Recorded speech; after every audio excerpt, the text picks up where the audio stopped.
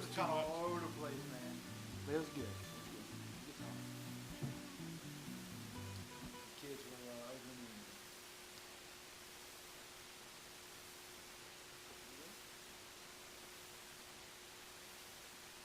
We're good to go? Okay, all right. Thank you guys all for coming tonight. Tonight's a little different for us. We're in our council chambers and no one is here tonight, which is unusual. But tonight, for the first time in our city's history, we're streaming our meeting. So we're doing this, I'm going to read this into the record, in accordance with the proclamation issued by Governor Carney and Lieutenant Governor Hall Long on March 13th, 2020. The city council meeting will be closed to the public and the meeting will be streamed via a live feed. The link will be published prior to the meeting and the agenda will be updated to reflect the information for the public. We have, you can watch this meeting either through our website, through Facebook, through YouTube, and then you can ask questions through Councilinfo@seafordde.com. Tonight we're going to do it a little differently. I'll make sure I call your name before you speak, and if I fail to do that, if you wouldn't mind correcting me, and before you speak, state who you are and what you're saying, and all votes tonight will be done via roll call, okay? If there's no questions, I'll call this meeting to order. If you all rise for the opening prayer by Councilman Henderson. Heavenly Father, we thank you for this day. We thank you for the very breath of life. We ask that you put a hedge of protection around our community and guard against this COVID-19 and all other ills that affect the community. We ask your guidance and clearness of thought for the deliberations here tonight. We ask it all in Jesus' name. Amen. Amen. Allegiance to the flag of the United States of America and to the republic for which it stands, one nation, under God, indivisible, with liberty and justice for all.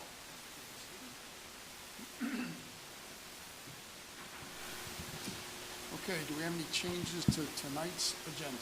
No, sir, we do not. Okay, you've all received the minutes from our planning session back on February 28th. If there are no questions or comments, I'll accept the motion to receive those minutes. So moved. And we have a motion. We have a second. I'll second. Thank you. All those in favor say aye. Aye. Those opposed, okay, it's unanimous. And then we also have our minutes from the March 10th meeting.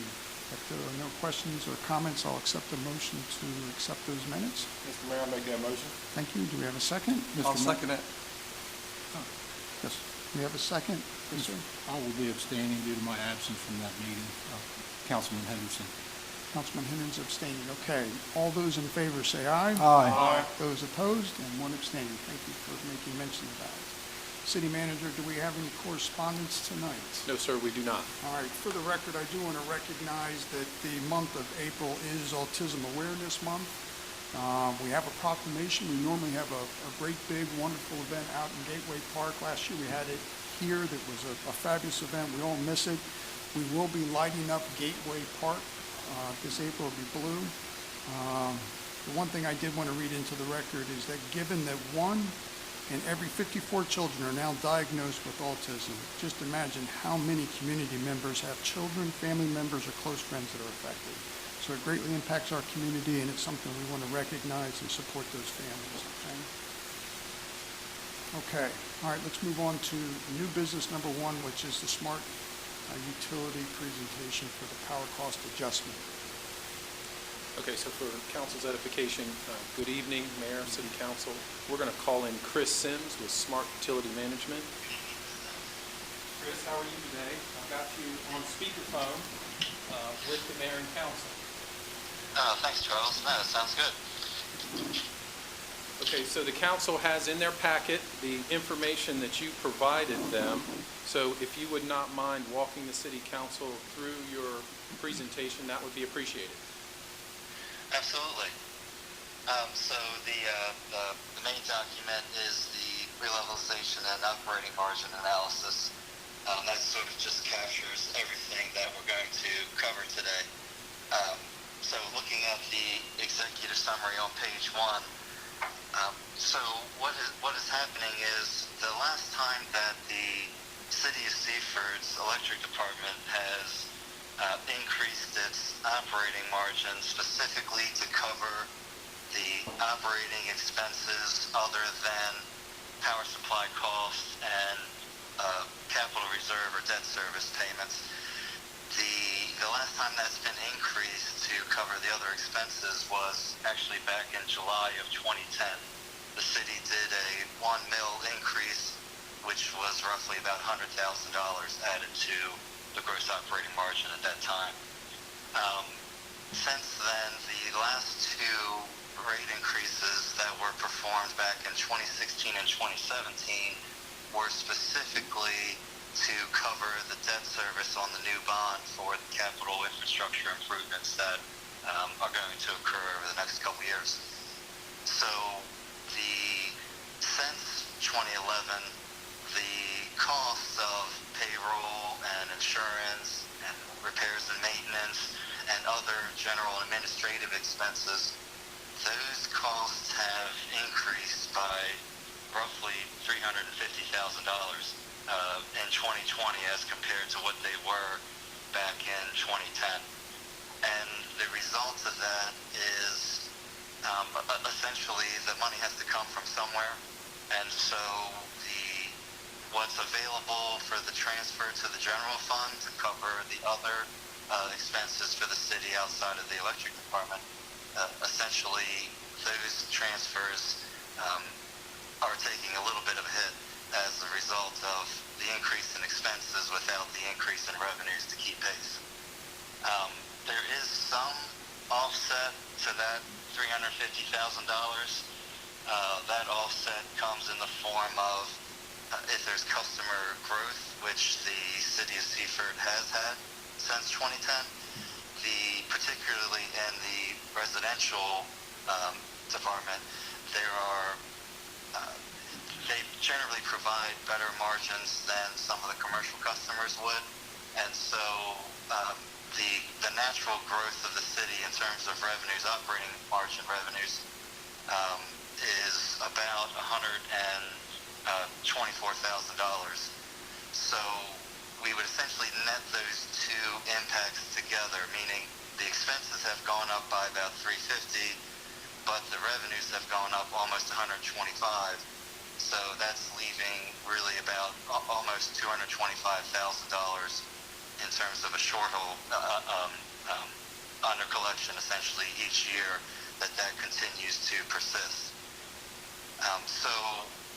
We do have an opportunity this year because as it's been occurring in the last essentially 5 years in a row, the DMAC rate for 2020, the wholesale power supply cost rate, has gone down again in 2020 compared to 2019. The customers have received reductions through the PCAC in the two previous years, meaning both in 2018 and 2019, whatever the reduction was in the DMAC rate was passed through to customers, and that was about 7% to customers in 2018 and about almost 4% in 2019. So the customers have gotten more of a 10% reduction in their rates those previous 2 years. And so our thought is to, this year, the reduction in the DMAC rate would result in about $88,000 or so in terms of a reduction to customers that could be passed through to them if we were to just re-levelize the PCA as we normally would. But our thought is to, rather than decrease the rates to customers, we would leave the rates exactly where they are, and so the reduction in what we're paying in the wholesale power supply costs by keeping our rates the same would mean we have an opportunity to essentially increase the operating margins for the electric utility to cover those increase in power and operating expenses. We could increase it essentially by $88,000 a year without reducing the rates to customers. So essentially doing exactly what we had done back in 2016 and 17 with the debt service, where reduction in the wholesale power supply costs to customers, those revenues were retained to cover the future debt service. And so we're essentially recommending that same thing would occur this year. But like I said, so the customers have received 2 reductions in the past 2 years that are much larger than the figure we're talking about now, because the $88,000 is only about a 7/10 reduction to customers in terms of rates. So it's not, in order of magnitude, it's not a significant figure, even if we were to pass that through to customers. So that's why we thought it would be better served to essentially leave customers' rates where they are today, and that would add $88,000 a year to the electric department's operating revenues to cover payroll increases and repairs and maintenance and the other general administrative costs as they've increased, fairly significantly since over the last decade. So that's essentially what this packet covers. Each page. So I guess I'll stop there. Are there any questions so far at this point? Okay, does council have any questions for Chris or Charles? Okay, Councilman Kane, if you don't mind, pull your mic as close as you can to your mouth and speak right in so everybody can hear you. Thanks so much. Yep. Okay, great. Can we talk a little bit about the $350,000 of debt services? That seems like a pretty exorbitant number. So can we talk about how you arrived at that $350,000? Yes, that's calculated on page 2. And so on page 2, what we'll see is I brought forth the line items directly from the City of Seaford's statement of revenues and expenditures, the income statement on your budget sheet. And so that's what each one of these line items represent. So again, it does not include the power supply costs, and it does not include the transfers to the general fund, because we're only focusing on all the other operating expenses. So in terms of line 1, we can see that the other revenues, and that comes from contract work that the city would do for developers that you would get paid for, and other miscellaneous incomes. We can see that that's actually improved. It was about $67,000 back in 2011, and in 2020 it's forecast to be almost double at $117,000. So that's an increase of $50,000 in terms of revenues, miscellaneous revenues, essentially for that contract work and the like. The big one then is on line 2, the payroll and other costs. You can see that the payroll expenses went from almost $900,000 up to $1,018,000. So that was a $122,000 increase. And any raises that have occurred in that past 10-year period essentially would not be covered by, since there hasn't been an increase in the rates, that those increases in the payroll essentially would need to be covered. So that $122,000 is where a portion of it comes from. The repairs and maintenance is down a little bit, from 169 down to 103. So that is a $65,000 shortfall. Of course, repairs and maintenance, that's fluctuates fairly significant year to year, depending on the needs. Obviously, it doesn't include capital expenditure, so the maintenance would have to be a pretty insignificant item, essentially. The larger costs would be covered by the debt service. Insurance costs have only increased slightly, just $4,000 in that same time period. The utilities have gone down. That's because of the significant reduction in power supply costs over the past 5 or 6 years. So that's why the utilities are down $17,000. And then really the catch-all, the other supplies and expenses, is really where the bulk of the general and administrative fees are outside of the payroll. And you can see that has went from $217,000 to $571,000. And so that's a $350,000 increase in and of itself. And it's unfortunate. I mean, it is a large category. It's hard to pinpoint exactly which items, um, you know, have resulted in that $350,000 increase, but it's just a nature of how the audit report is developed, that it really encompasses a lot of activities. So that's where the most significant portion has come from. So you can see if we add all those up, even the pluses and the minuses, the net increase in the operating expenses, even net of the increase in the other revenues on line one, is the $350,000, $347. Does that answer your question? It does, and I had one more just to follow up. Okay. Can we talk a little bit about the cost per kilowatt and how that kind of puts us at compared to our peers? Can we talk a little bit around the cost per kilowatt? Yes, absolutely. Those costs per kilowatt hour on page 8 are the comparison to DP&L, and then on page 9 will be DEC. But focusing on just page 8 right now for DP&L, the city of Seaford's rates are in the first two columns, A and B, and then they're also calculated out per kilowatt hour in columns F and G. The kilowatt hours are in column E, and then the total cost under Seaford's rate would be in column F, and then for DP&L would be in column G. So I've highlighted in blue there roughly about what the average size customer is. A lot of utilities like to use the 1,000 kilowatt hour mark just because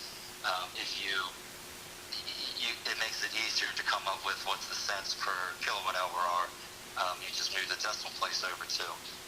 So we're looking at a 1,000 kilowatt hour customer. So for Seaford, that would cost roughly $138.36, and for DP&L, Delmarva Power and Light, theirs would be $135.38, and so that's only $3 less expensive than it is with Seaford. And you can see the larger the customer, it's actually more beneficial to be under Seaford's rates because of the declining rate block that Seaford has, as opposed to the DP&L doesn't have any declining rate block structure. So the larger the customer, the more beneficial it is to be with Seaford. So it's very, very competitive with Delmarva Power. That's leaving the rates where they are today. If the city did decide to pass through the $88,000, the DMEC reduction to customers, it would only change those values by 0.7%. So it's just not significant difference than what we're looking at today. So compared to Delmarva Power and Light, like I said, it's very, very competitive.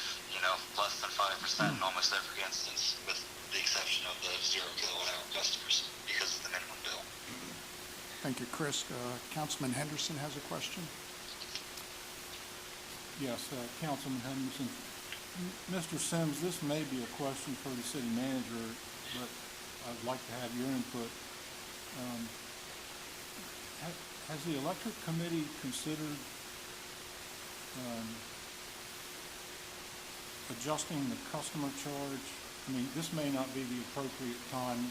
There may be other discussions, but I just want to know how that figures in by lowering the rate and increasing the customer charge so that we more accurately recover our cost of service. So since the first step here was to recommend that we keep the rates where they are, there isn't necessarily a rush or a need to change customer charges at the exact same time. Since there is no change in the customer's rates, it essentially buys more time that the customer charges and any other rate maintenance, since it's not going to be offset by a change in the PCAC. Those impact the customers would be the same today and really the same a couple months from now. So yes, we do still want to look at the customer charge and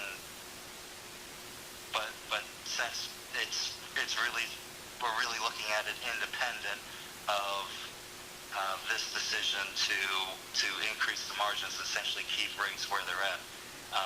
If the city were to decide to pass the reduction of the DMEC rate to customers, then yes, we would want to look at changing the customer charge at the same time.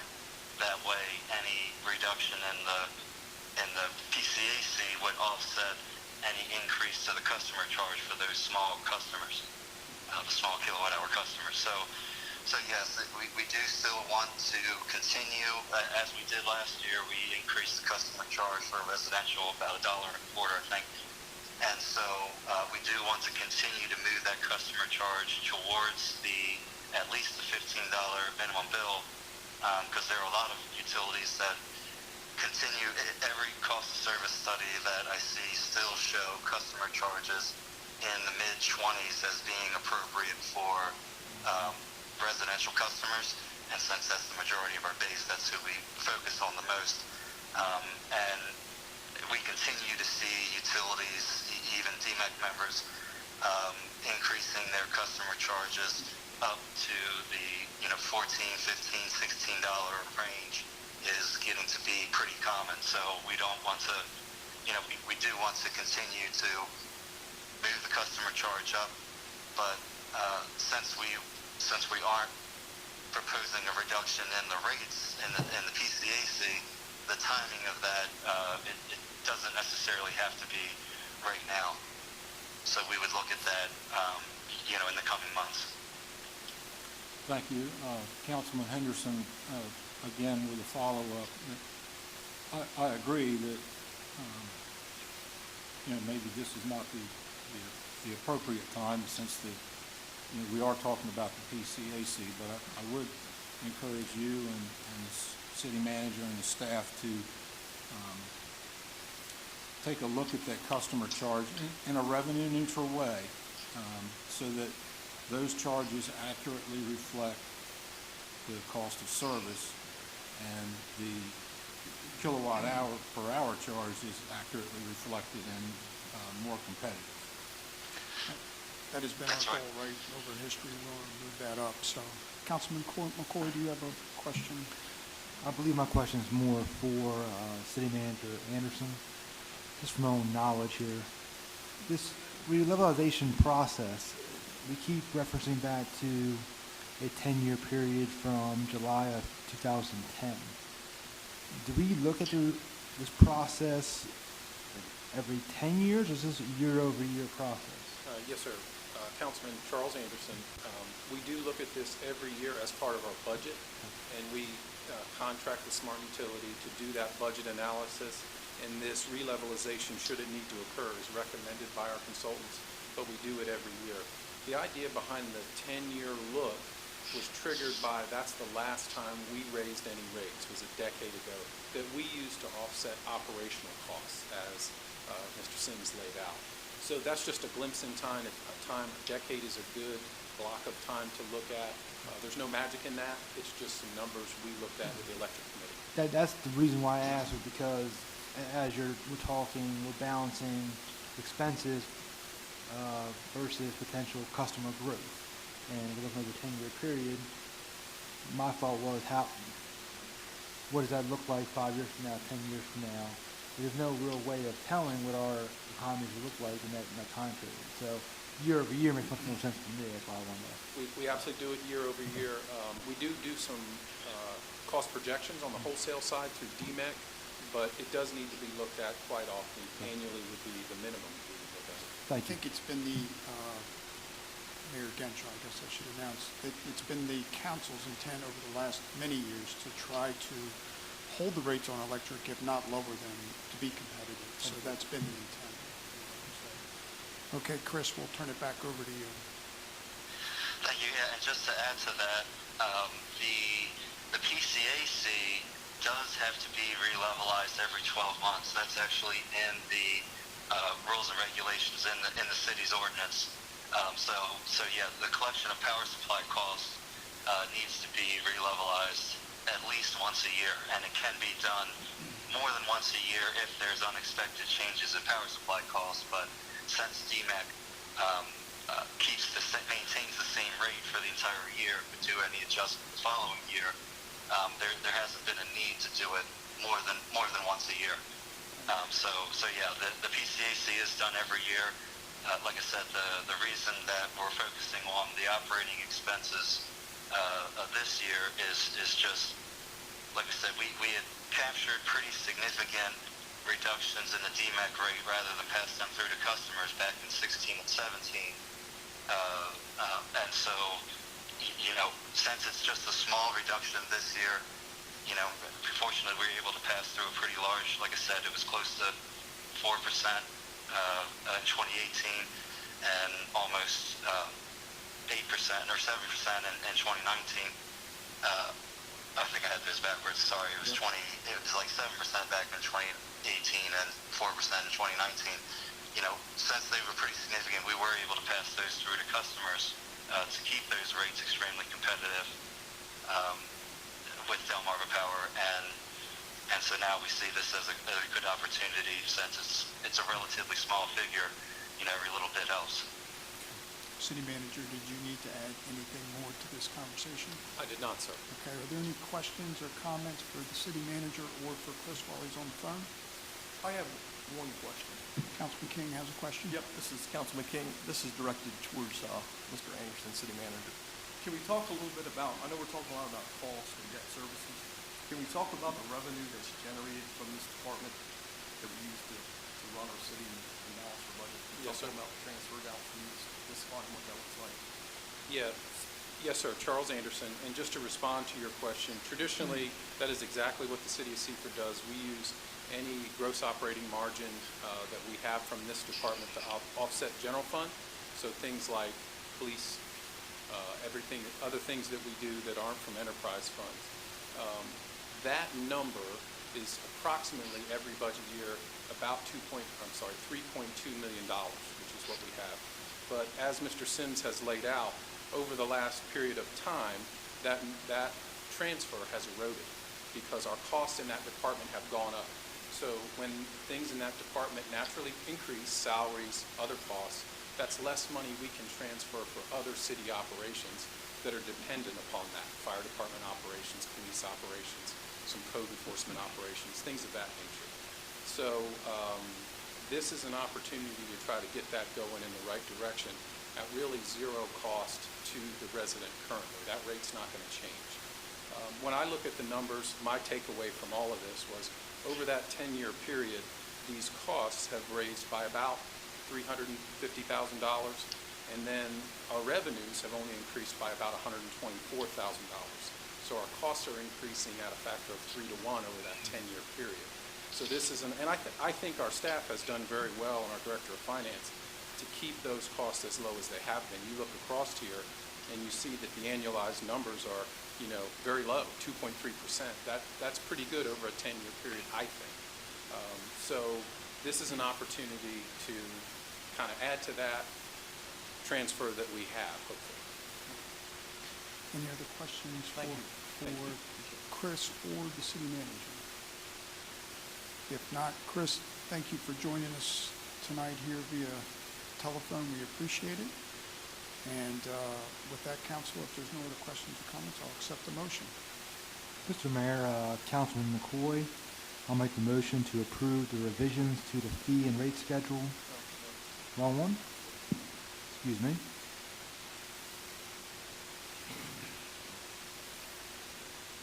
I lost my place here, Charles.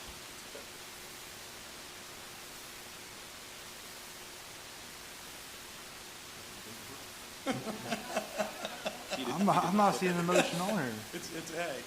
Oh, that is the one? Oh. All right, okay, here we go.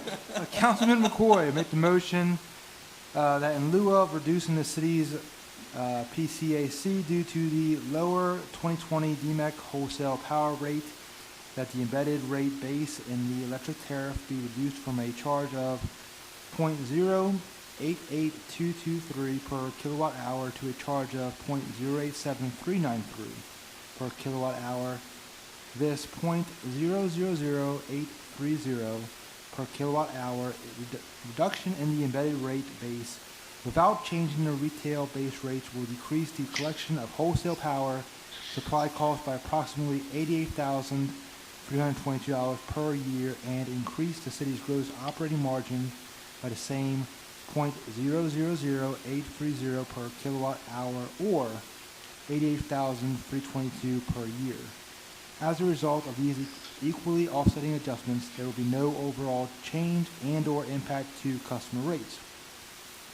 The current 2019 PCAC of 0.01380 per kilowatt hour will remain the same for 2020, and the current electric rates in all matters will remain the same. The Seaford Electric customer will see no change in the cost of electricity as a result of this change in the embedded rate base. The only consequence of this change is for the city to retain the reduction in wholesale power supply costs as opposed to passing it through to customers via the PCAC. The City of Seaford's electric fund has not increased operating margins for the express purpose of covering increases in the cost of payroll, employee benefits, insurance, supplies, equipment, materials, and other expenses since July 2010. This 10-year period since July 2010 saw significant increases in these operating expenses net of customer growth of approximately $222,000 per year. Therefore, this $88,322 increase in gross operating margin will only partially offset the current erosion of operating margin, but will help to avoid continued operating revenue attrition. Aren't you just afraid someone's going to ask you to read that again? They missed something. So we have a motion. Do we have a second? I'll second. Thank you. Dan Henderson, Councilman. Thank you.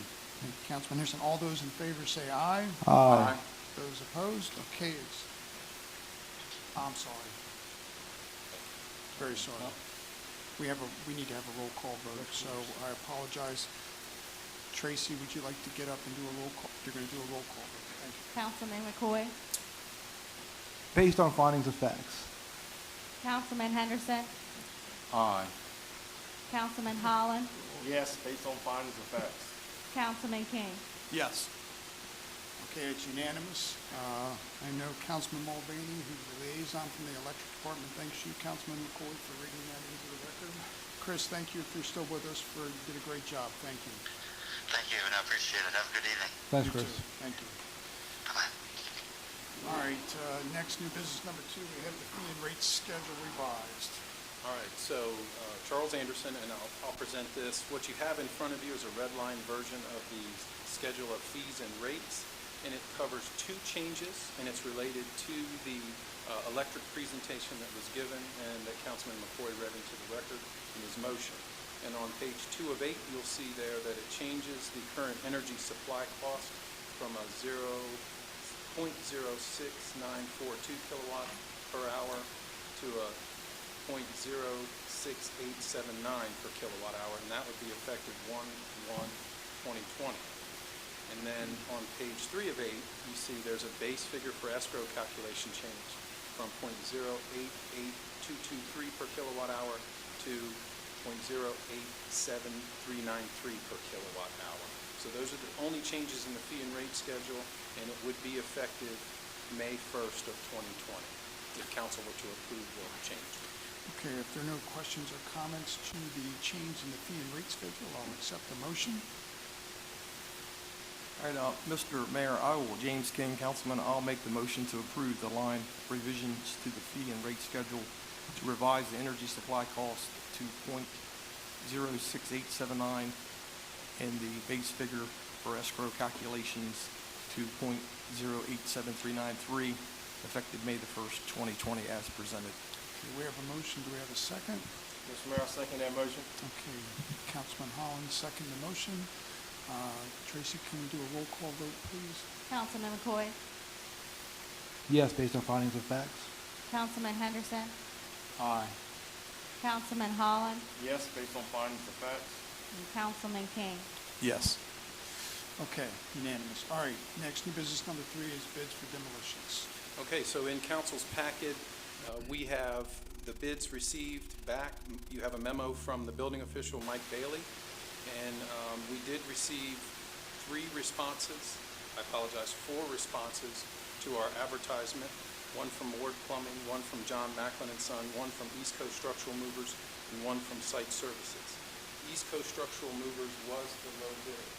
Now, just for council's edification, the 3 locations that we advertised for bid and budgeted this year were 811 Hurley Park Drive. Council will recall there was a devastating fire there approximately 9 or 10 months ago, and city had to go and secure it. It's been in bad shape. It's been a nuisance for the area, so it is a high priority to take down. 331 North Street, this house is right on North Street. It also caught fire, I'm going to guess for you, about 5 years ago, and has been in this condition, boarded up in that neighborhood ever since then.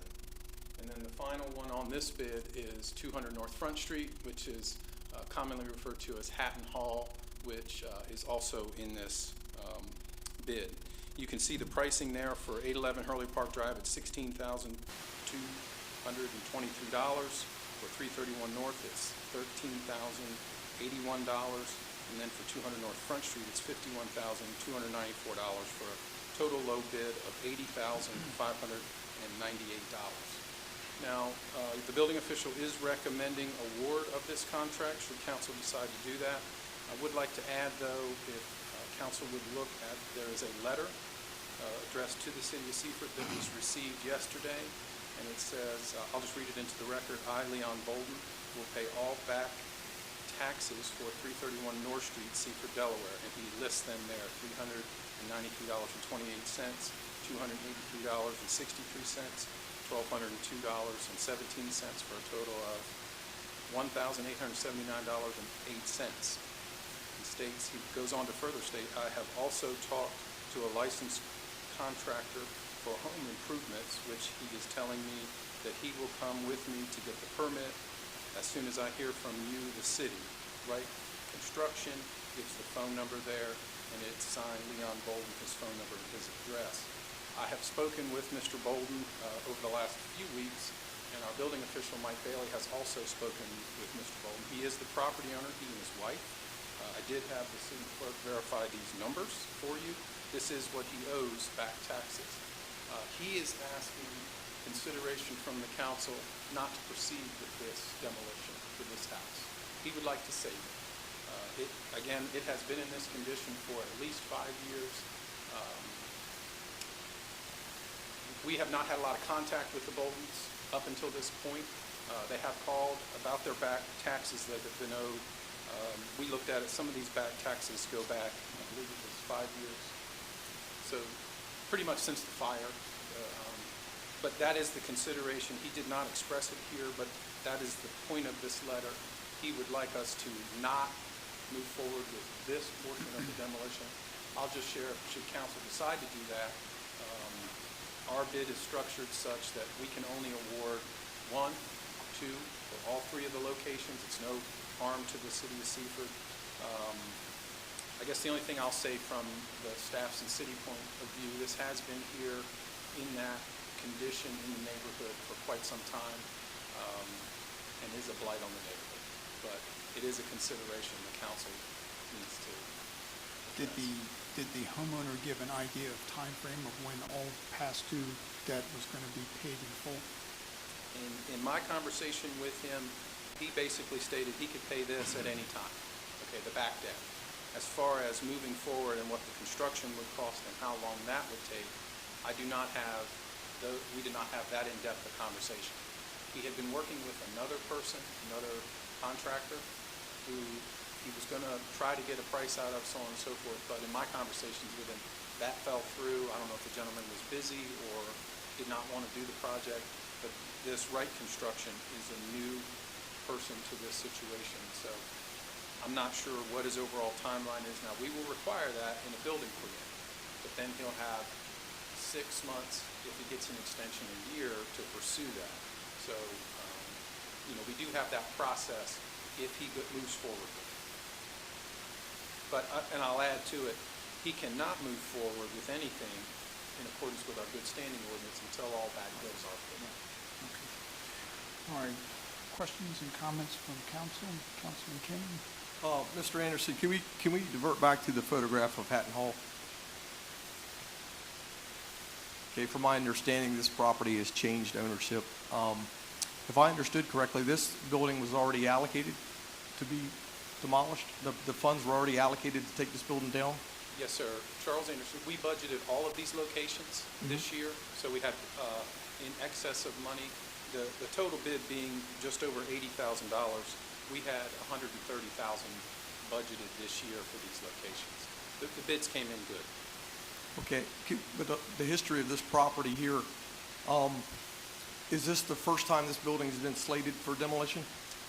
The first time it's been budgeted for demolition, yes, sir. It's been condemned for, I'm guessing for you now, but it's been several years. A previous building official condemned it and worked with the prior property owner.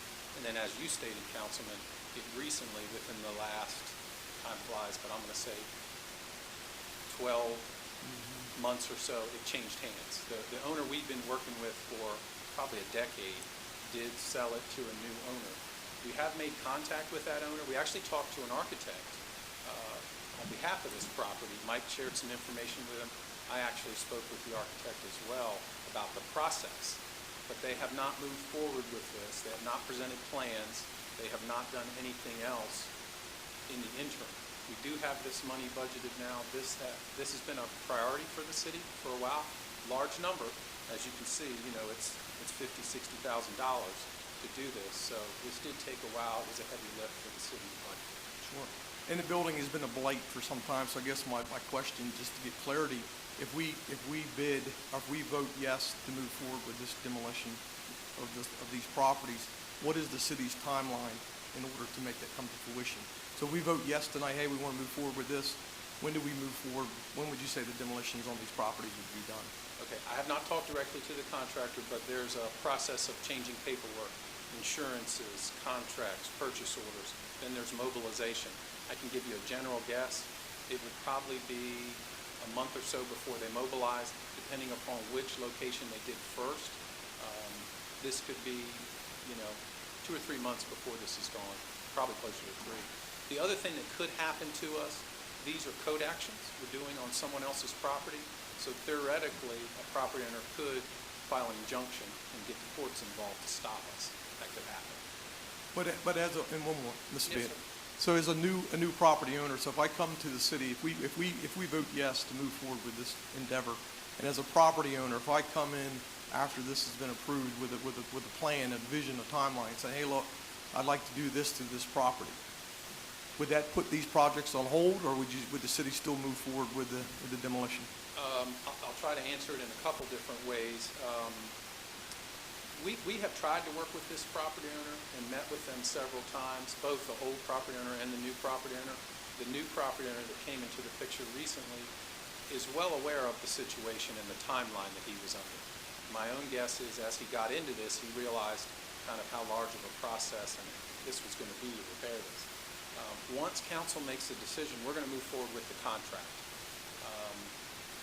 We always want to work with people, but I believe the current owner has had that time, but I certainly would take calls from him. The building official and I would sit down and meet with him, but at that point, to stop the contract, it would be a council action, so we have to come back to another council meeting. If we move forward and enter into a contract with a contractor, a demolition person, and we try to back out of that contract, we could be liable for any profit that the contractor made. So we could be harmed if we do that.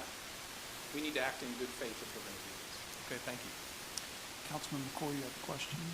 Real quick, Councilman McCoy, just curious about if we have, as a city, a previous relationship with East Coast structural movers and their vis-a-vis the quality of work. We have not contracted with them, Councilman McCoy. The building official did do some checking of references for them, and they did give good reference. And what we do when we pay, we don't pay any money up front. They take them down and submit the bill, so the work would have to be done satisfactorily before we pay any of these invoices. Councilman Henderson, question? Yes, I'd like to return to 331 North Street.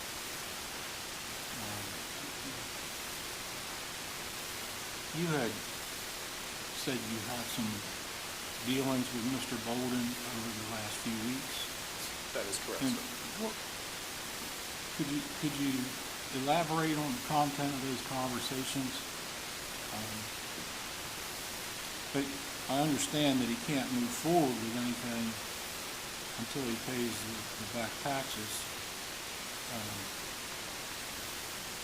But what's your sense that there's a good faith effort here to engage with Wright Construction, which I know is a going concern?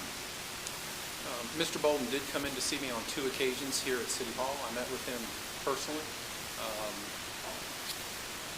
I can only gauge through the conversations he is interested. It's a property that he and his wife own. I don't know if I can answer your question. I mean, he is interested. He came in to see us. I'm not real sure he understands the process completely from A to Z of getting this property repaired, rehabbed, and out of condemnation. So I do think it's good that he's talking with and working with Wright Constructions, who I believe does know that process. But to tell you kind of where he's at in this, I can't really do that. So, could you elaborate on what this looks like if Mr. Bolden became current and in good standing and did procure a permit? What's that look like? Is that 6 months? Because here's where I'm at. I think we ought to make it, my personal opinion is that we ought to make a good faith effort to allow Mr. Bolden to improve the property. My opinion is based on principle, really, because we were prepared 4 years ago or 5 years ago to tear down a building on High Street, the Allen House,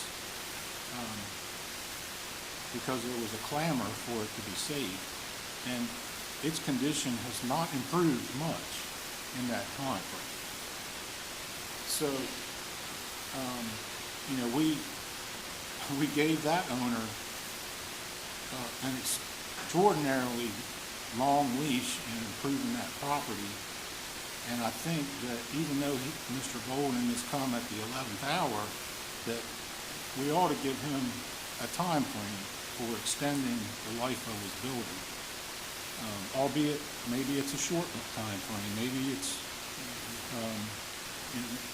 certainly not 4 years. Okay, just to elaborate on that, what we typically do in our conversations with property owners that are in condemnation, that have a property in condemnation, we require from them, our building department does, a work plan. And we ask you to identify major things, foundation, roof, interior, whatever the repairs on that condemnation list are. We require you to enumerate them and put a time frame on that repair. And then if the building official approves it, we issue a permit based on that work plan and those time frames. So that is one way of, because when we just issue a permit for a house, it's good for 6 months. And then you can get an administrative extension, and there are several extensions. So that's one reason why a property strings on. The one thing I'll caution everybody in is that once a property owner is allowed this path and they start to invest money in it, it becomes harder and harder for us to walk backwards with that. In a lot of ways, because he can take us to court and the court will find that he's improved the property, so on and so forth. When we've been called into court with situations like this in the past, we extensively photo document these, and it's obvious why it's condemned. Once you move into those portions of renovation, it is not so obvious then why it's condemned, and that's one of the reasons why some of these can take longer if the property owner runs out of money, doesn't have the resources, the wherewithal to continue. Obviously, we start out with a time frame. I'm not sure if I answered the question. Yes, but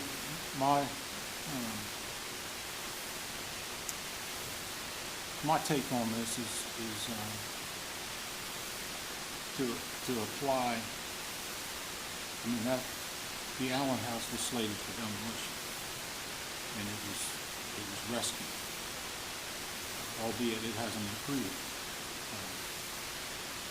It may have been improved on the inside. inside, but the exterior doesn't look much different than it did 4 years ago. But we gave him a shot, and I think that as long as, I think there should be some sort of delay from Mr. Bolden in order, just to give you a timeline, because that's what the owner of the Allen House did. He gave you a work plan. In order to be fair, we owe it to treat him in the same fashion. Absolutely, yes. So But maybe let's use a stricter some stipulation. some guidelines, because we obviously, I feel we made some mistakes in Right.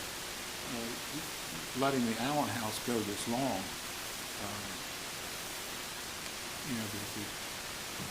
The Allen House deserves better, and so does 331 North Street. I have seen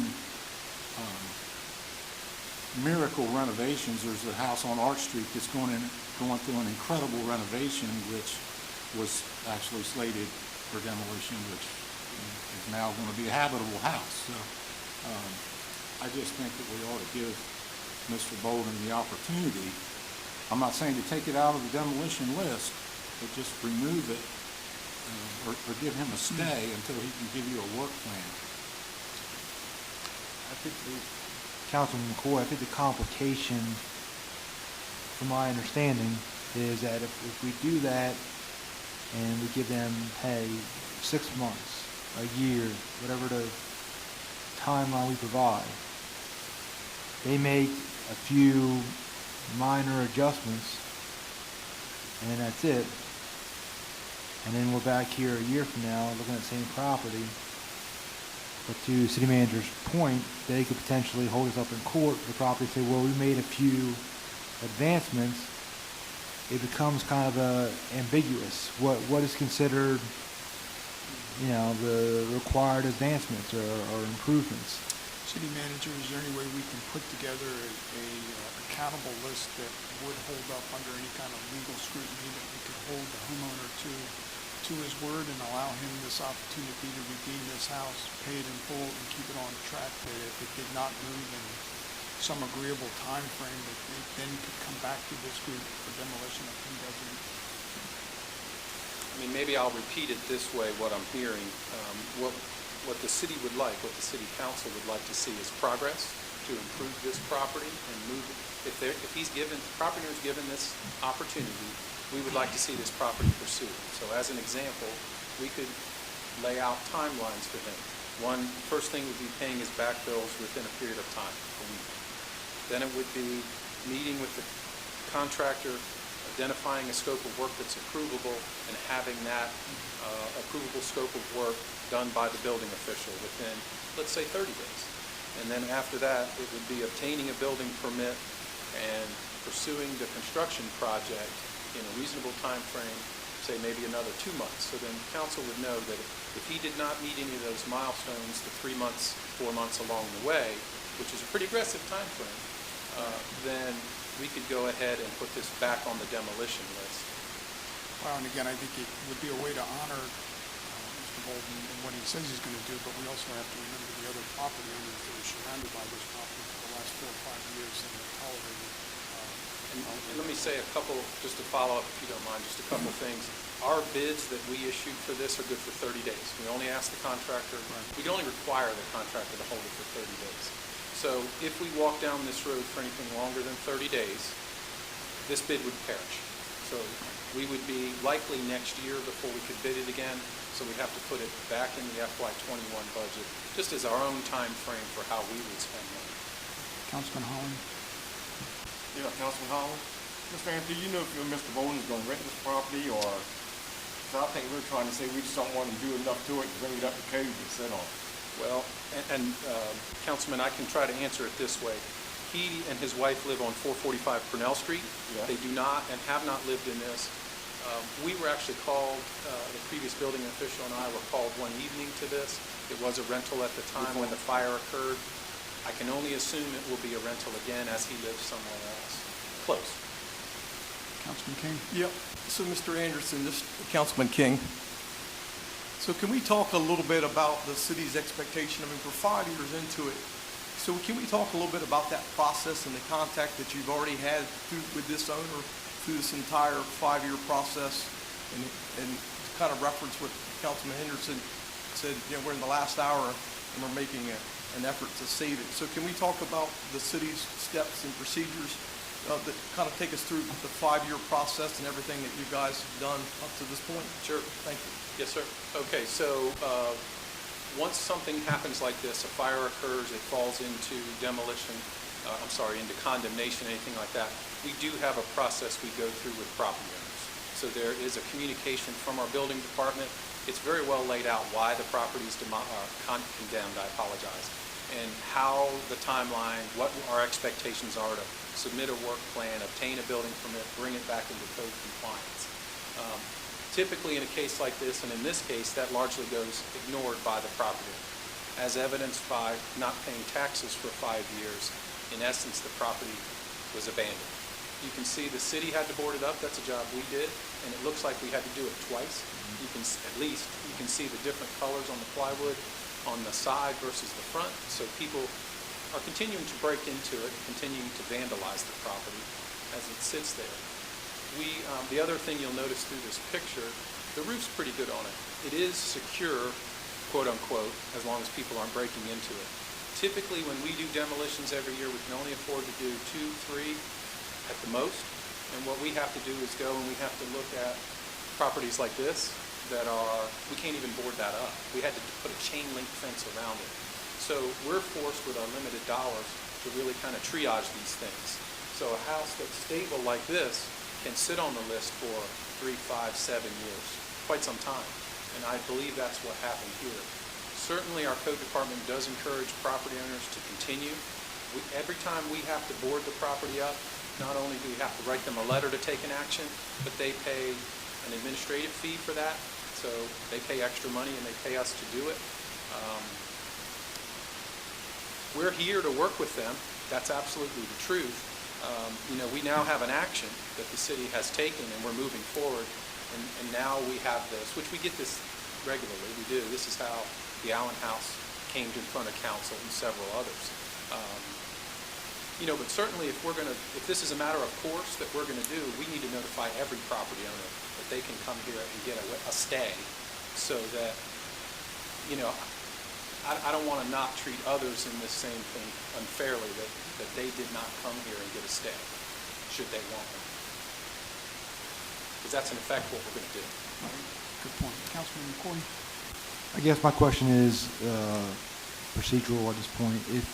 If we want to provide a stay for property location number 2, and the motion has all 3 locations tied into one price, do we provide one motion with 2 locations, one price, or do we want to also include the stay in the same motion?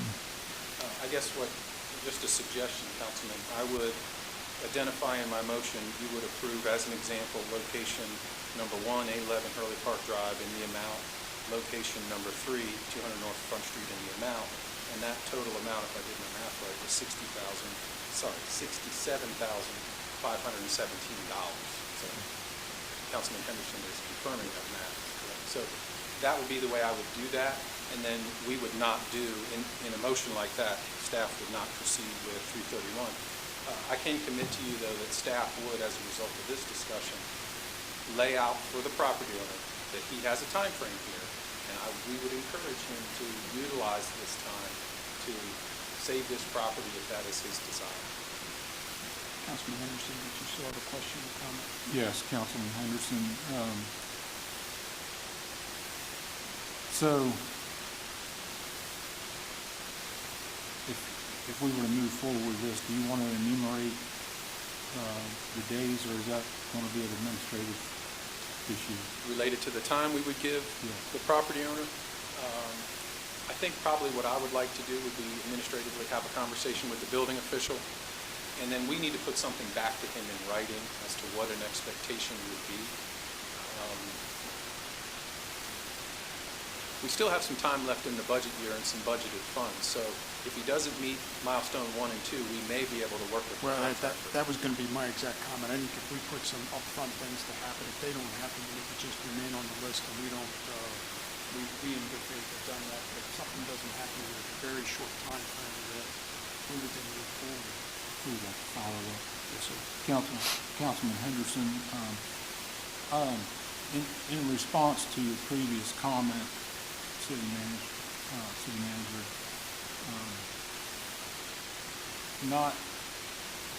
not everybody has written a letter prior to the council meeting explaining their desires. Most protests come after a council action. So I am a little bit dubious about your assumption that everybody's going to come and want a waiver. That's your intent. I mean, if you've got them on the list and it goes up, if you can retain and improve a property that's existing, I think that every opportunity ought to be done to allow that owner to do that. I mean, there's been some miraculous things that people have done around the city within the last 5 or 6 years to buildings that people thought couldn't be saved. Now, there's some exceptions where people lagged and people, abused their rights in the permit process to just prolong the agony. So, but we had someone who wrote a letter, albeit in the 11th hour, asking to try to save the property. So I think that in fairness, from previous council action, that we ought to give him that courtesy. All right, if there's no other questions. Yeah, I have one. Councilman King? Yep, Councilman King. I think at this point, I think we should table this conversation. We've got a motion on the floor, which includes all 3 properties, and we're having a conversation, potentially removing one and then putting some type of guideline or stipulation around. And with that being said, I would like to just table this conversation and come back when it's written correctly. We have a motion to table. Is there a second? Okay, there's no second to the motion to table. Is there any other questions or comments about this? New business number 3. If not, I'll accept the motion. Mr. Mayor, I would like to present a motion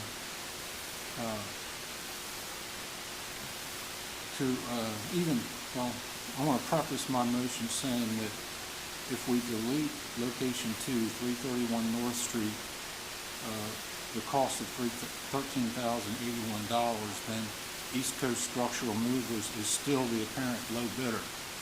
So my motion would be to subtract location 2, 331 North Street from the bid package and award the balance of the contract of the proposal to East Coast Structural Movers in the total amount of $67,517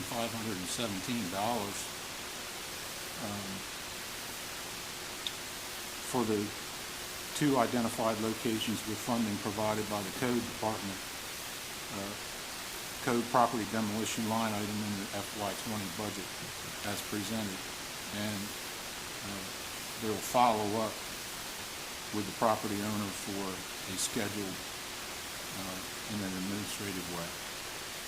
Did you want to put a time frame on the follow-up, or just leave that up to No, the sir, I think administration? that is an administrative process that the city manager and the building officials can do. Okay, very good. So we have a motion. Do we have a second? I'll second that motion. Councilman McCoy. Councilman McCoy seconds. Okay, Tracy, can we have a roll call vote, please? Councilman McCoy, Aye. Councilman Henderson, Aye. Councilman Holland, Aye. and Councilman King. Aye. All right, so it's unanimous. And City Manager, you'll follow up with us and keep us posted on Yes, how sir, we will. everyone's doing. Okay, thank you very much. All right, next we have the bid discussion on the renovations to the Seaford Police Department. Okay, council has in their package a letter from Our city engineers, George Miles and Greer, specifically our architect on the police department project, Morgan Helfrich, AIA. And on April 8th, we did receive bids for the Seaford Police Department project. A total of seven of them were received. Council does have in their packet a tabulation there. It's a rather long document. I apologize it's so small. But of those bids, the two lowest bidders were Whaling Company of Laurel, Delaware, and Delmarva Veteran Builders. And the Whaling Company was the low bidder in the amount of $665,000. There's a lot of details in here about the analysis that GMB went through with that bid, but based on that and their vetting of the bid, they are recommending that the city contract with Whaling Company in the amount of $665,000 for the Seaford Police Department renovation project. I will try to answer any questions. Also, just for council's purposes, we did include a copy of the low bid. It's rather complex, a lot of alternates there, a lot of work on the building. The only thing I'll add, Chief certainly would be here if he could tonight to advocate for this project. The locker room renovation, which this is predominantly, is sorely needed. The roof gets replaced as part of this project. The only other thing I'll add, the bid did come in slightly over what we budgeted. And the Director of Finance is here, but we looked at it. We budgeted about $625,000 in our budget for this project. It did come in slightly over, but as council will recall, in our budgeting process, we're going to take a loan out for this over a 10-year period. So we are recommending council consider accepting this bid with all of the alternates. There's nothing really that was put into this bid that we could remove and felt comfortable with that. It wasn't a lot of money either way. So the recommendation before you is to move forward with the award to Whaling Company. Okay, are there any questions in reference to the police department renovation bid? Yes, sir. Councilman Holland. Councilman Holland, is this due to part of the water damage that was done? There has been water damage in the basement over time, but this is generally, there will be carpet replacement and there are flooring replacement, I should say, in the roll call room that was damaged the last time. I think we were all in there, it looked bad. That will get addressed, but this is predominantly the locker room area, the basement. This won't be included in this? Yes, in this would be replacement flooring in the roll call room as well as renovations in the locker room. It's all basically in the basement. Lobby will get modified as well. Councilman Henderson. Thank you, Mr. Mayor. So, looking at the bid tabulations, I see the $665,000 base bid, yet there are deduct alternates. I don't see any add alternates except for the allowance and the unit cost. Yes, sir, you are correct. There are some allowances in there. On page 2, number 1, 2, 3, and 4, there were some allowances. But the alternate 1, 2, and 3 on page 2 are all deducts. That is correct. Okay. So, if the $665,000 does not include the deducts? It doesn't. It does not include the deducts. Thank you. Yes, sir. So, we could reduce the contract if there's no other change orders and other contingencies. And the allowance, I see number 2, I don't see allowance number 1, but allowance number 2 is also included in the base bid. Are you referring to alternate number 2? No, allowance number 2, $3,000 for exterior stair retaining wall. Okay, I'm with you where you're at. That's an allowance that I would think would be included in the base bid. It is, yes, sir. Okay. Now, the deducts, when we looked at them, delete the roof replacement over the drive-through canopy, we could delete that, but we'd be replacing that roof within the next, it's all the same vintage on that part of the building, so we feel it's best for $9,700 while we have the low roofer in there doing the main building to do that, so warranties are all the same and we can get it done, not have to come back to council. Okay. Councilman McCoy. Councilman McCoy, to tie in with Councilman Henderson's question there, if we're basing this amount, or the loan rather, on the appraisal of 665, and there are no reducts, and we come in under that, the remainder of the loan, where would those funds Okay. go to? Yeah, so we will not take the loan out until we start to move forward on the project. So if the project does come in under budget, we won't take out a full loan. Thank you. Excellent. Any other questions? Yes, sir. Councilman King? Councilman King, Mr. Anderson, how long of a time frame is allotted for this project? I'm going to pull this one out. It's in here. I believe it's a 8 or 9 month project. Very complicated, and if you don't mind, I'll go into a little bit of it. Because it is the locker room where the officers take showers, both men and women, we're going to have to move in a temporary bathroom with showers, and obviously these men and women need to be able to take a shower after a shift, especially with what's going on. So we have to pull one of those in. So there's that kind of the dance that we're going to do, and we still have to allow them to have a locker area. So we're going to move the lockers currently from where they are, from the locker room into the roll call room that Councilman Holland was talking about, and having them use their existing locker in another location while they use showers outside of the building in a mobile trailer, renovate the locker room, put new locker rooms in, accept that, and then they're going to go out and do the other pieces of the project. So there's a lot of coordination on this project, and this building cannot be shut down. The area in and out of the back of the police department cannot be shut down, cannot be impinged in any way. So this contractor is really going to have to work with us. And right now, with the things we're going through and getting materials and getting workmen, it may take a little longer. Thank you. If there are no other questions, I'll accept the motion. Mr. Mayor, Dan Henderson speaking. I make a motion to accept the bid for the Seaford Police Department renovations from the low bidder, the Whaling Company, in the amount of $665,000,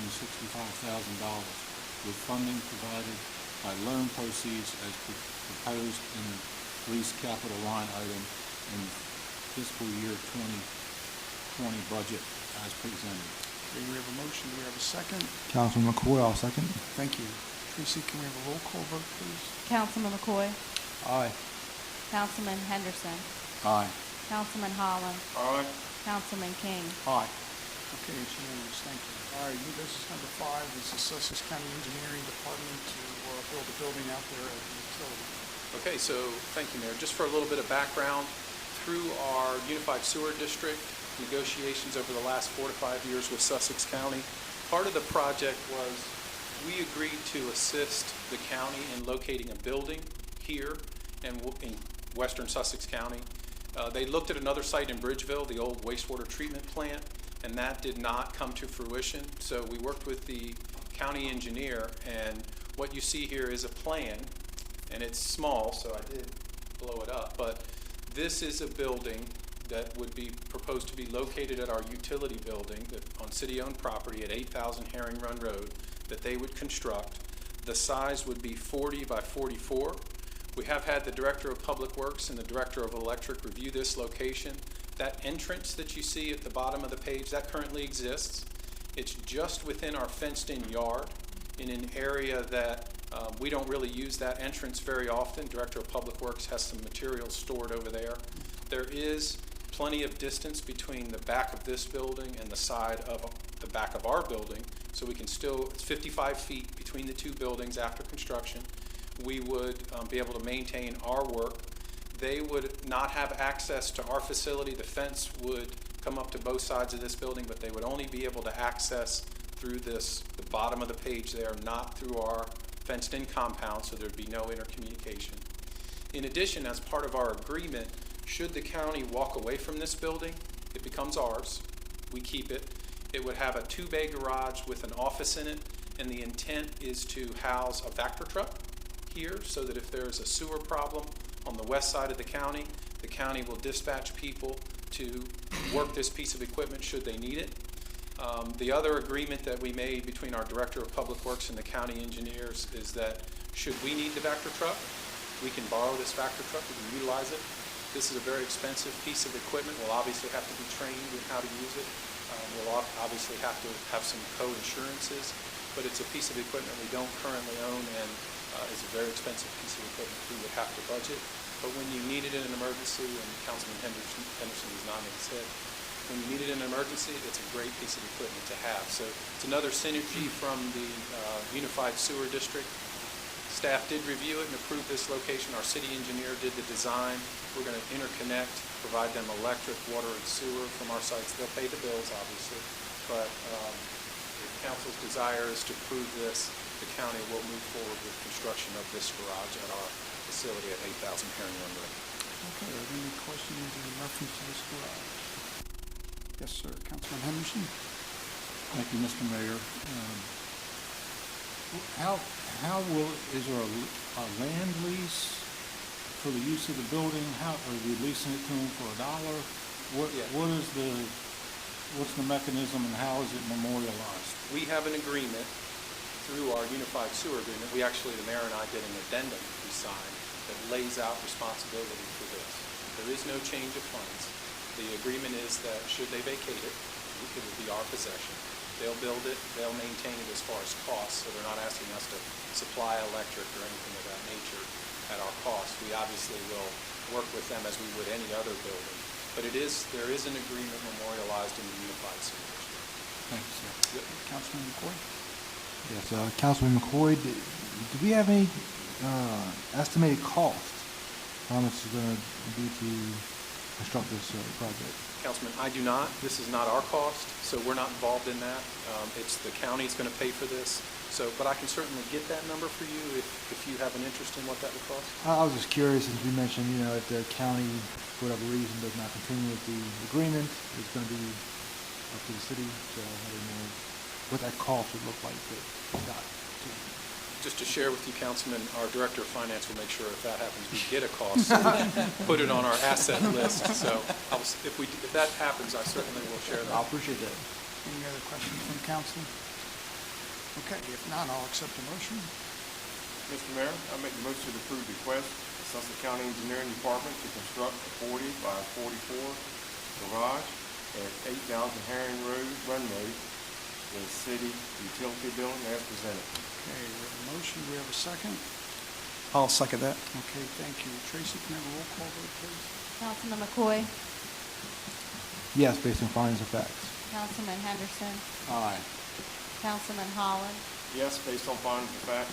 Councilman King. Aye.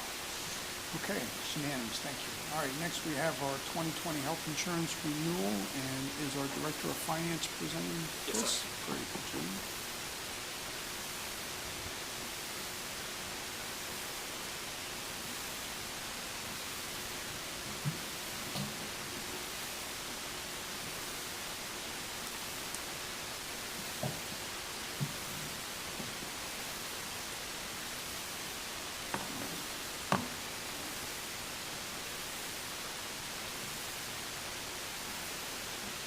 Good evening, Mayor and Council. Good evening. We're here tonight to present the annual health and life insurance renewal for the employee benefit. And I have Chris Smith with the Integra Administrative Group on the phone. He's prepared the document that you have in front of you. And before he goes into the details, I do want to thank him and his staff for everything that they do for us. They do a wonderful job.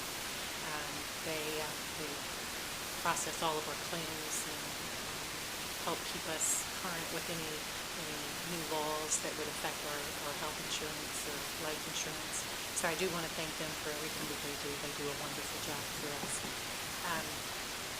The other thing is I would like to make a recommendation once Chris goes through his presentation. We're recommending that you do accept the quote from Nationwide, and he'll go into a little more detail about that. They came in with the better rate for us this year based on claims and based on what they are willing to charge. We're looking at an expected increase of only like 0.03%. So claims history this year was very good and the rates were good. So basically what that does, the other recommendation that I'll be making is that We maintain the employee contribution percentage, the piece that they have to pay for their health insurance coverage, that we maintain that same percentage. And really what it means for each coverage, we have single, employee child, employee spouse, or employee family. You'll see in your packet, the weekly cost is only going up a penny for one category and 3 pennies for the other 2 categories. So there's really, I know the employees will be happy to hear that if you accept our recommendation.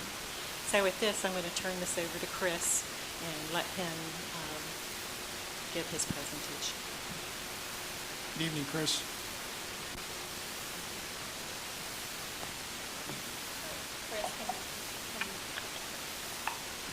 Yes? Okay, all right, we can hear you now. Well, great. Okay, good evening, Mayor Genshaw and Council. Good evening. Trust all of you are doing well. Yes. Okay, thanks for inviting me to present the recommended renewal benefit options for the city. I'd like to do so by reading the letter that I prepared for you this evening. So all of you should be viewing that. Okay. On behalf of the staff at Integra, we would like to thank the City of Seaford for their continued confidence in our organization as the administrator of the city's employee benefit programs. We submitted a request for proposals from our top 4 carriers that are rated A or better by AM Best Rating Agency. We presented the top 2 carrier quotes to the city. That was Westport Insurance Company, which is the incumbent, and Nationwide Life Insurance Company. Based on the teleconference meetings we've had with the city's management team and a thorough review of the current and expected claim experience, the recommendation is to accept the Nationwide Option 4A offer for the 2020 and 2021 benefit plan year. This change is a financial one and will have no impact on employees or their benefits. The current prescription benefit manager, which is called InvolveRx, has contracted with a specialty pharmacy coupon vendor called Pillar RX.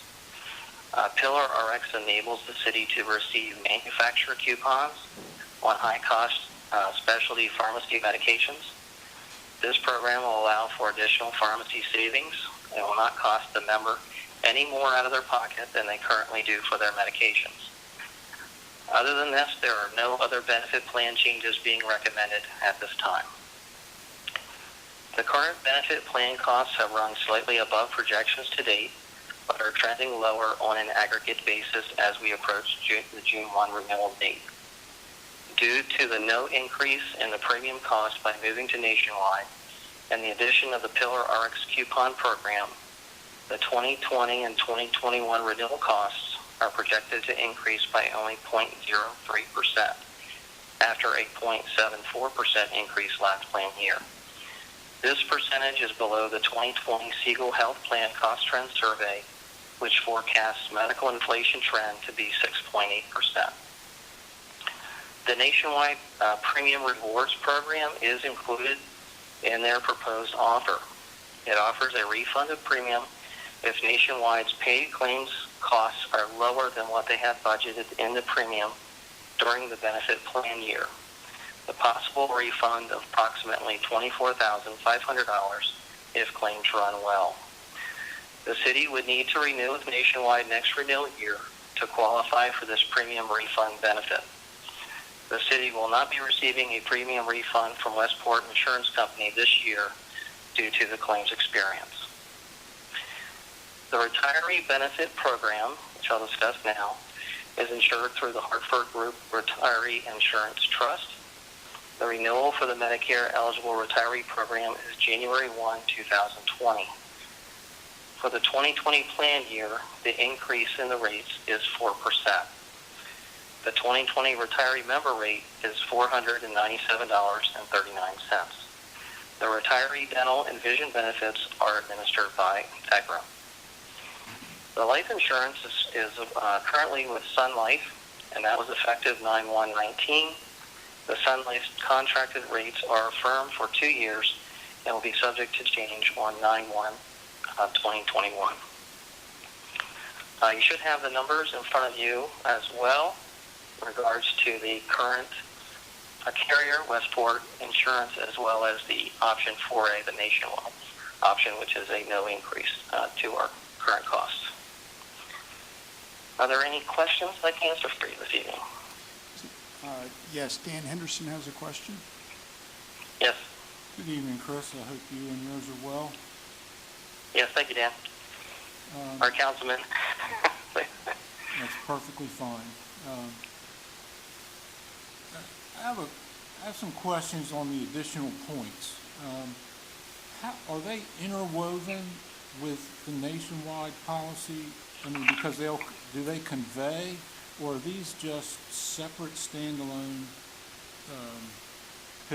policies, like the SWIFT MD telemedicine and the med tipster programs? Are they separate, like little add-ons, or are they interwoven with the nationwide policy? Thank you. That's a great question. These are separate programs that are added on. The nationwide premiums that we pay include in our understanding that these programs will be incorporated into the benefit program. So the rates that they are giving us are based upon these programs being in place. Okay. May I follow up? Sure. And as far as Westport goes, I did hear you say that the city's ineligible for a renewal credit because of their claims experience. Is that just so there's no penalty for us not to renew with Westport because we're not going to get a credit? That's correct. The data that we have is estimating that we would not get that credit, and therefore changing carriers is the right decision at this point. Thank you. Any other questions from council? No other questions, Chris?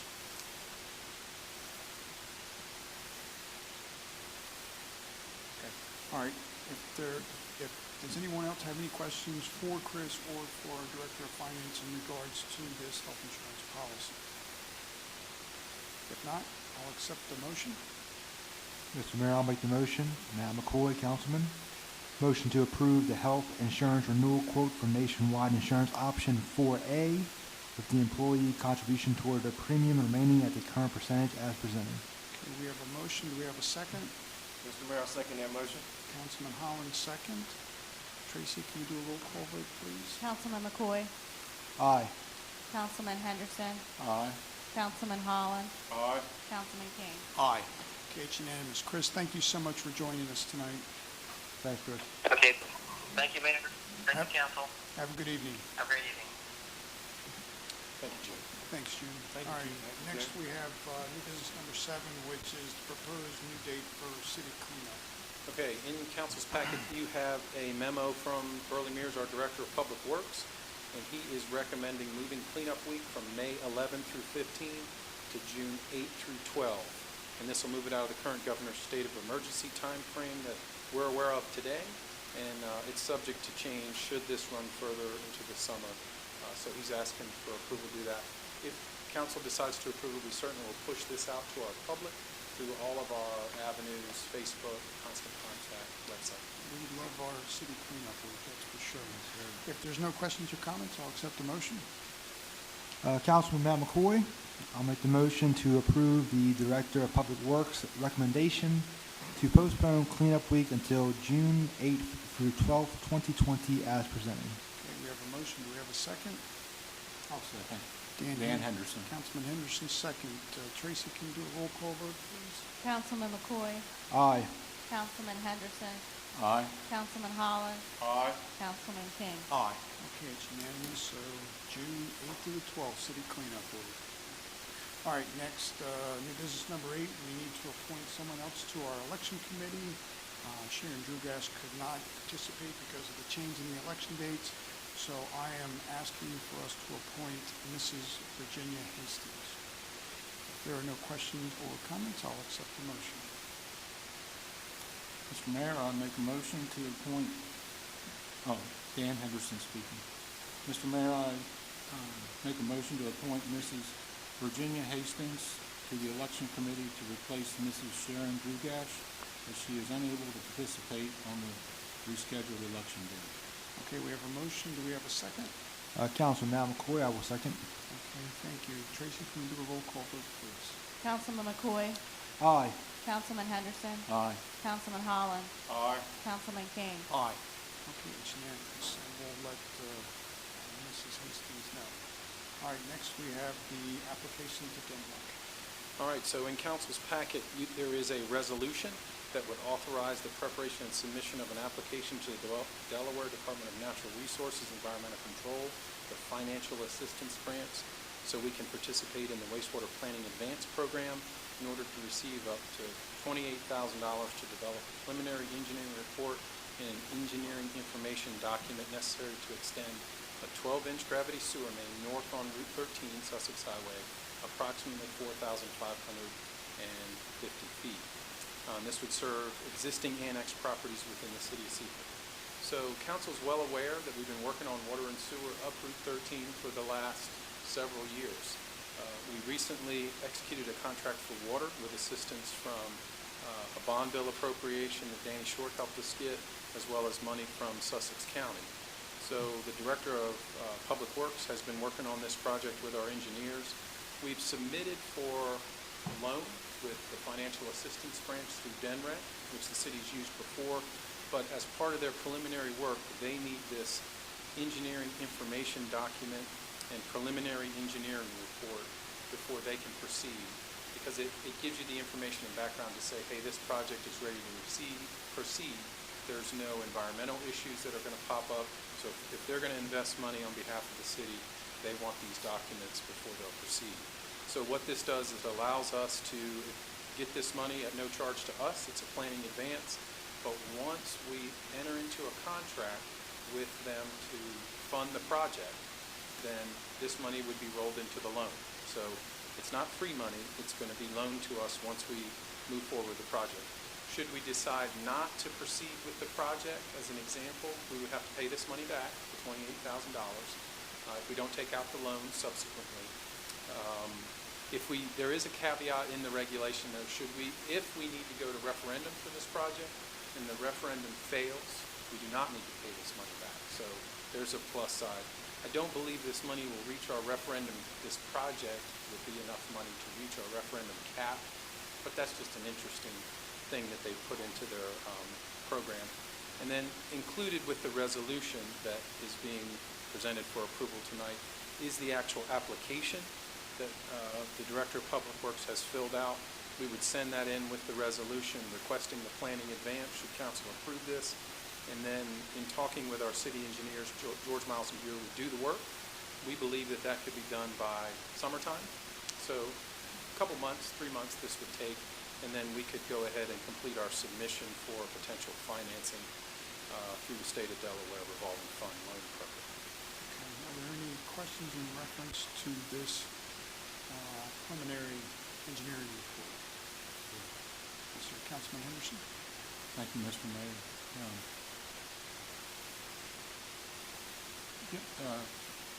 Correct me if I'm wrong, but this specific project is slated to have some bond bill money towards it?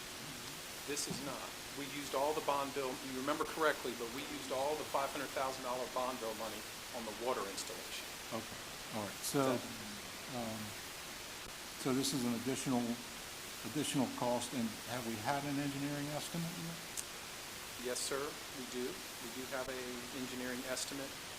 It is under $2 million. I think it's in, I actually don't want to quote a number. I'd be wrong. All right. That clears it. Good question. I mean, we get this bond bill money, we put it, in my mind, I put it towards the whole project, but it's broken out. And I would suggest to council this might be a good ask for the next bond bill, because it is cranking through the process, and any money we can get towards this. We'll look at the loan terms when that becomes available. I will say interest rates, we've been watching them. They're very low right now. They've drawn a floor at 2%, but we'll see how it goes with this. And there might be stimulus money that comes through. But certainly at the time we do this project, the city can make the decision to take money out of reserves and contribute towards the project so that we don't have to take the entire amount in loan should we decide to do that. But there'll be an analysis done and brought back to council once we advance this through the process. Yes, sir. Councilman Henderson has a follow-up. Thank you, Mr. Mayor. How is this, are they funding the 28,000, or do we have to fund it through a reserve and then get? It's a planning advance. Okay, they're going to advance the money and it gets rolled into the loan when we. Likely what'll happen is we'll pay the bills, with GMB bills monthly, we'll pay the bills until they get to a magnitude where June does a submission. She typically likes to do a couple months worth of submission. So they get to a magnitude where she submits for reimbursement, then they reimburse us. So we'd likely do on $28,000, this might even be just one reimbursement request. Thank you.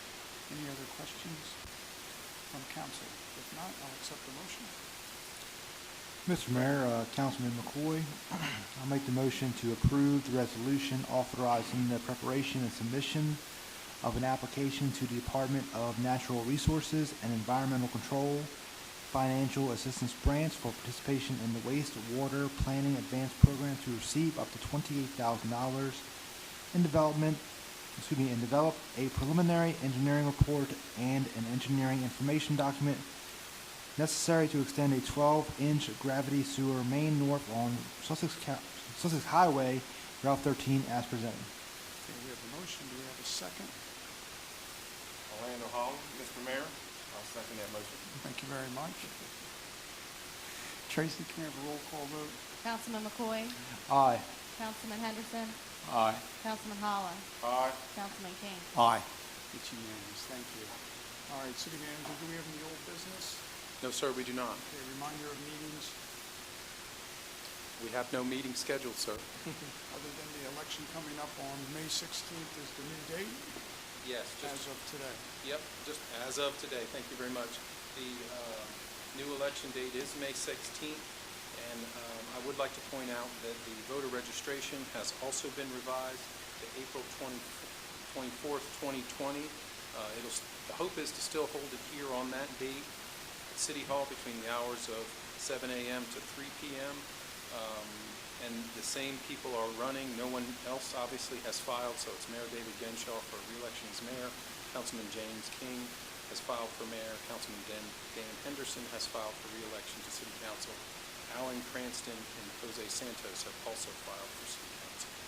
I have nothing else. Okay, thank you very much. All right, we'll start off with committee reports. We'll start off with Public Works and Wastewater Treatment Facility. Councilman McCoy. Thank you, Mr. Mayor. Councilman McCoy, this is my report. Public Works, Wastewater Department. I'll be brief. The entire report has been submitted in its entirety. Over the past 2 weeks, in regards to Public Works, a few highlights. They have replaced the sewer service to Subway and repaired a water leak on Duncan's service. They're currently operating half-staff due to COVID-19. In regards to wastewater treatment facility and compost, plant performance is good. They do have compost to sell, and septage is down. Over the course of the next 2 weeks, in regards to Public Works, they're going to work on replacing signs and continue all routine tasks. And in regards to wastewater treatment facility and compost, they're going to keep the plant up and running with no violations, perform maintenance as needed, and screen for compost. And that is my report. I do want to say briefly, if you happen to know or see or speak with Erin Jean Niblett, she did a pretty tremendous job this past Saturday as our resident Easter Bunny. I know it has nothing to do with the report, but she deserves a lot of credit for that. So. Revealing her identity is tricky there. Every superhero, man. But I appreciate what you guys did. It certainly lifted the spirits of our community. So That was a lot of thank you fun. for that. All right, next we'll have Police and Fire with Councilman Henderson. Thank you, Mr. Mayor.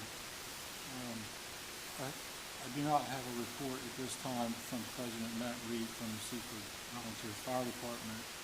However, there are notes from Chief Wilson.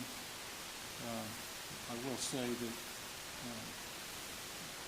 both reports, the police and fire reports, are lengthy, and I'll just go through a few key items, but it has been submitted in its entirety. The alarms to date as of April 10th, fire and rescue were 201, and EMS calls were 907. Significant call, there was a fire on North Arch Street, which was a small kitchen fire, but that's the only significant call that happened in the city.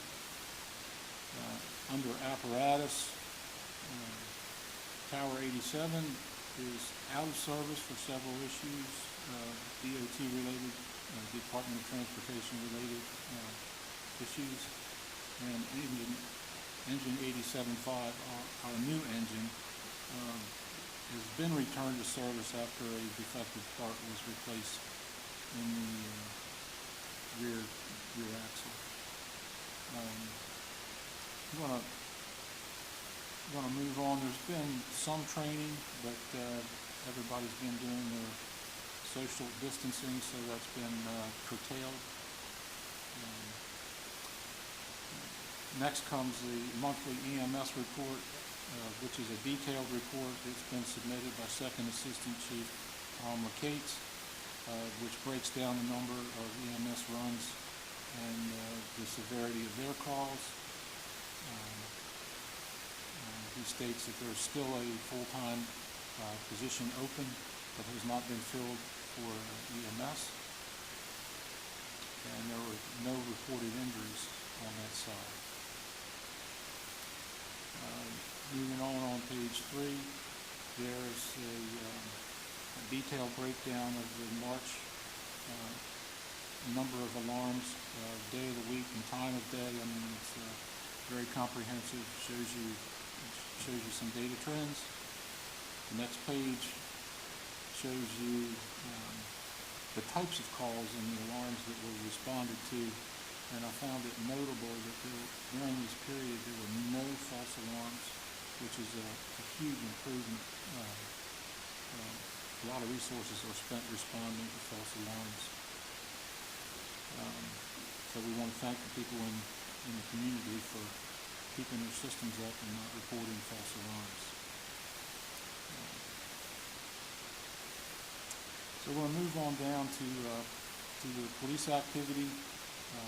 As of from March 9th through April 12th, you'll see the numbers and types of crimes that have been reported through the Seaford Police Department. And you'll see the crime view stats. It's kind of small, but if you were to take it later on and blow it up, it would be easier to see the trends and the times of days where these types of activities occur. On page 6, you'll see the traffic incidents, number of citations, DUIs, and crashes, and the distribution on crime view where, when and where these occur. We'll go through, there were several significant events which I'll leave you to read through. I'm sure that you'll read about some of them in the Star on Thursday. There has been some training, but it has been mostly related to COVID-19 response for the department and how to be safe. And I will end with a personal comment. I would like to show my appreciation to Chief Kraft and Chief Wilson for their leadership, initiative, and dedication in the development of the continuity of operations and incident action plans for our city. These plans are designed to provide structure for a unified command for our leadership to effectively respond to the COVID-19 pandemic. It is also helpful in coordinating resources across our community. Their ability to collaborate with their respective departments, other city departments, and our community partners in the execution of these plans are key to assuring public safety during this pandemic. This undertaking is another example of the leadership role of the City of Seaford Police Department and the Seaford Volunteer Fire Department that sets Seaford above other municipalities in our region. cannot underestimate the amount of work that these fellows put into this, and their staff and other people who go unnamed. There's the people at the city staff, the staff at the volunteer fire department, and at the police department all had hands on this plan. Both chiefs were very magnanimous in getting feedback from all the partners, and it just once the plan becomes more widely accessible, it's still being honed at this point, but it is in effect. I think you'll see that it is a plan that rivals any plan by any municipality in the state. Amen. Thank you. Well said. All right, next we have Administration IT, Councilman Holland. Thank you, Mr. Mayor. Orlando Holland. They participated in several conference calls, one including the mayor and the governor with COVID-19. And we also had a conference call with Mark Schur regarding the Montessori School project and various other meetings. And they attended, and all the work is routine. That concludes my report. Okay, thank you very much. Next we have Councilman King with Code and Parks and Rec. Thank you, Mr. Mayor. I'm going to start off with the Code Department. Code Department is doing routine inspections for ongoing projects, violation inspections throughout the city, and performing plan reviews for new permits. Code Department has issued 110 permits, and 559 rental licenses have been issued so far this year. There was 14 outstanding rental invoices from 2019. In total rentals in the city of Seaford, there was 1,608 individual rentals currently here in Seaford. 596 of those are homes, and 1,012 of them are apartment units. Some of the large project statuses currently going on in our community. The Wawa, the site work is progressing. Our Lady of Lourdes Church, that project there is almost completed. Heron Ridge, they are currently working on the roads and the sidewalks are being installed. Melanie Ridge, the water and sewer, they're in phase 1 is complete. And Muirfield, first duplex has been set. Jumping over to the Parks and Recreation Department, PDP has communicated that they are doing routine jobs, including mulching, spraying, grass cutting, trash pickup, and work orders. Katie has also reported that her department has been doing a lot of work around the COVID-19 prevention. Some of those works have included, they removed the swings and basketball hoops from Nutters Park. Spring soccer and the lacrosse clinic both have been canceled. And with that being said, of course, now they're in the process of doing reimbursements. They posted signs at the playgrounds for temporary closures due to the COVID-19 outbreak. They removed additional trash barrels from the parks to help decrease potential exposure to the staff. She's reached out. The men's softball field is currently closed, so she posted some signs there and communicated to the hierarchy there, explaining why they're closed and when they'll be open. Some of the other things that they've done, as you alluded to earlier in the meeting, is the Gateway Park, the work they did there for autism awareness. They did a phenomenal job getting that park together, and they hosted a monthly Seaford Tomorrow meeting via Zoom. And I just wanted to take a few minutes also and publicly thank Katie and Mike and their team for working through this pandemic, providing much needed services to our city. COVID-19 is something that we have not experienced before, with expectations changing daily.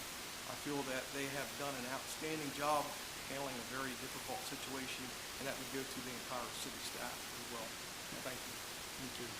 All right, so with that, I'll also close with my thanks to our chiefs that stepped up during a time that we didn't know, but also to our city manager who had to lead the city through this, and there is no chapter in the city manager book under pandemic on how to step up and do things. And not only did he react to it well, but he led our team through this very well. I also want to celebrate our IT crew. Although we have had streaming and technology on the mind for several years, to pull this together in a couple of weeks and go live is pretty incredible. I am sure tonight we as a council and technology did not work perfectly. We will get that fixed before the next one, but our path forward is that we will stream and go live with all of our meetings in the future. For the people that have watched this online, we want to say thank you for doing that. We'd appreciate any comments you have so we can improve and do this better. But we thank you for joining. Probably people witnessed a city council meeting that maybe never would have come out, so we appreciate that. It's a good thing. So with that, I'll accept a motion to adjourn. Dan Henderson, Councilman, so moved. And a second? Councilman Matt McCoy, second. Okay, all in favor, say aye. Aye. Those opposed? It's unanimous. Thank you. Felt like we could do that without a roll call.